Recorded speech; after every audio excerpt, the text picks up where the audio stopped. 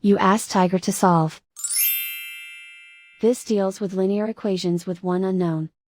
The final result is x equals 4. Let's solve it step by step. Simplify the expression. Find the greatest common factor of the numerator and denominator. Factor out and cancel the greatest common factor. Swap sides. Isolate the x. Multiply both sides by 12.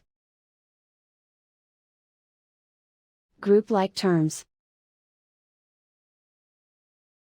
Multiply the coefficients. Simplify the fraction. Multiply the fractions. Find the greatest common factor of the numerator and denominator. Factor out and cancel the greatest common factor. And so the final result is x equals 4.